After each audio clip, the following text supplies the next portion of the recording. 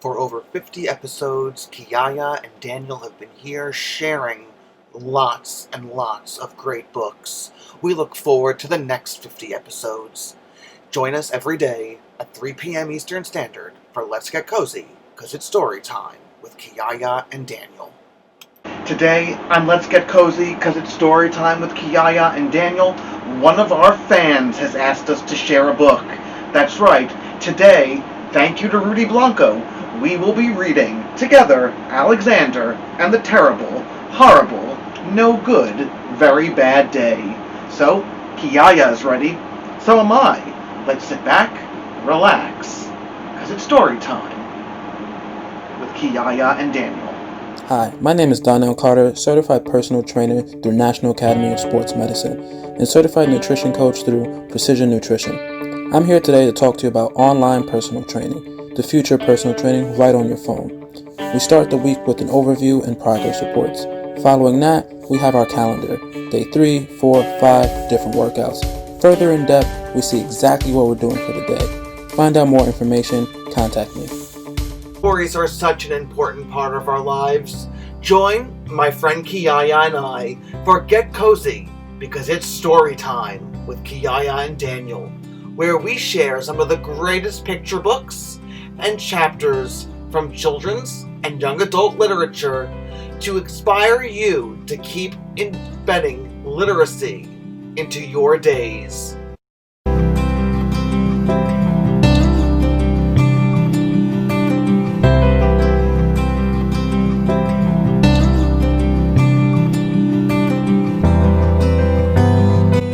I'm Daniel, and Kiyaya and I are here to share this all with you.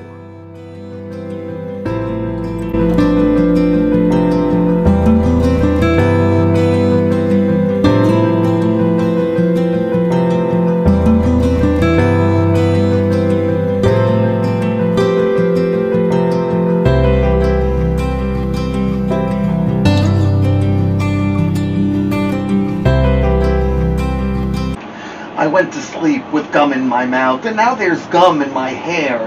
And when I got out of bed this morning, I tripped on the skateboard, and by mistake, I dropped my sweater in the sink while the water was running. And I could tell that it was going to be a terrible, horrible, no good, very bad day. Have you had days like that, Kiyaya? Me too, more than I want to admit. At breakfast, Anthony found a Corvette Stingray car kit in his breakfast cereal box, and Nick found a junior undercover agent code ring in his breakfast cereal box. But in my breakfast cereal box, all I found was breakfast cereal. I think I'll move to Australia.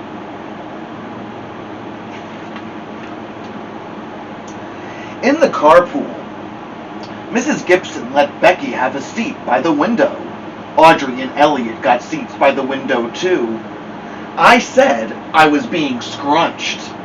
I said I was being smushed. I said if I don't get a seat by the window, I am going to be carsick. No one even answered. I could tell it was going to be a terrible, no good, horrible, very bad day. At school, Mrs. Dickens liked Paul's picture of the sailboat better than my picture of the invisible castle. At singing time, she said I sang too loud. At counting time, she said I left out 16. Who needs 16? I could tell it was going to be a terrible, horrible, no good, very bad day.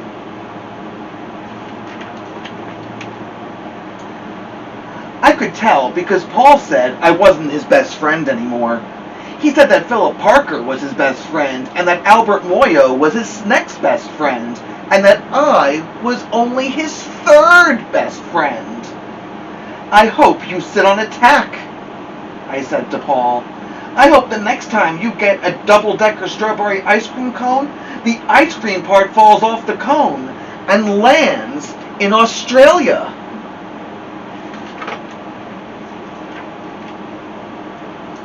There were 2 cupcakes in Philip Parker's lunch bag, and Albert got a Hershey bar with almonds, and Paul's mother gave him a piece of a jelly roll that had little coconut sprinkles on the top.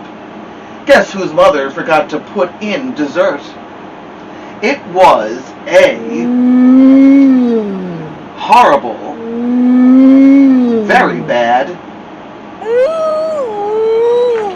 Yes, it was, Kiyaya. That's what it was, because after school my mom took us all to the dentist, and Dr. Fields found a cavity just in me. Come back next week and I'll fill it, said Dr. Fields. Next week, I said, I'm going to Australia. On the way downstairs, the elevator door closed on my foot, and while we were waiting for my mom to go get the car, Anthony made me fall where it was muddy, and then when I started crying because of the mud, Nick said I was a crybaby, and while I was punching Nick for saying crybaby, my mom came back with the car and scolded me for being muddy and fighting. I am having a terrible, horrible, no good, very bad day, I told everybody. No one even answered. So then, we went to the shoe store to buy some sneakers. Anthony chose white ones with blue stripes. Nick chose red ones with white stripes. I chose blue ones with red stripes. But then the shoe man said, we're all sold out. They made me buy plain, old, white ones. But they can't make me wear them.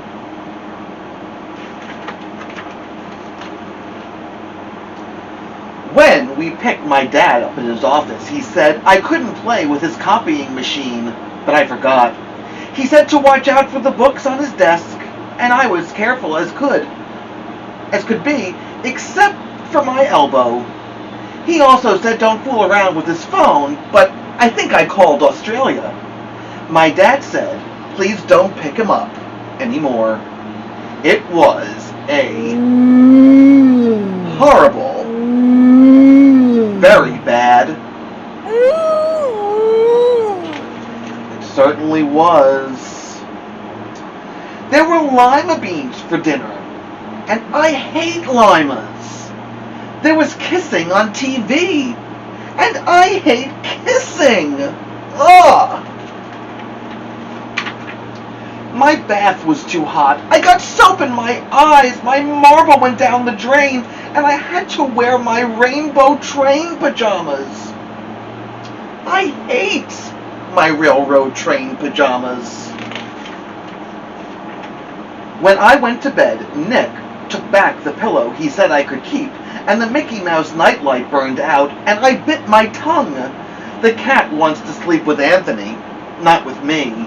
It has been a terrible, horrible, no good, very bad day. My mom says some days are like that.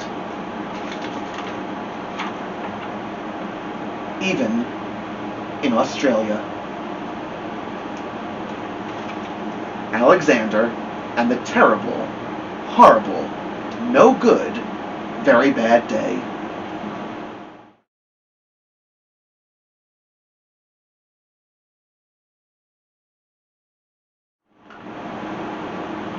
It's such an incredible book. I can't even tell you enough how much that book speaks to so many days that we all have had, especially on those mornings when we're either late to school or running late to work. That's when those things very often happen to all of us. But we've now come to the favorite part of our show. That's right. Let's get crafty. Today, we'd like you to create a drawing of something that was a no good, terrible, very bad day for you. Draw us a picture of what that was. Share it with us on our social media. at Stitching Wolf on Facebook and Instagram, or send to us through email at getcozy@stitchingwolfdesigns.com. We'll be back tomorrow for Watson Wednesdays. We can't wait to see you. Have a wonderful afternoon. Stay safe and healthy. And remember, reading is power.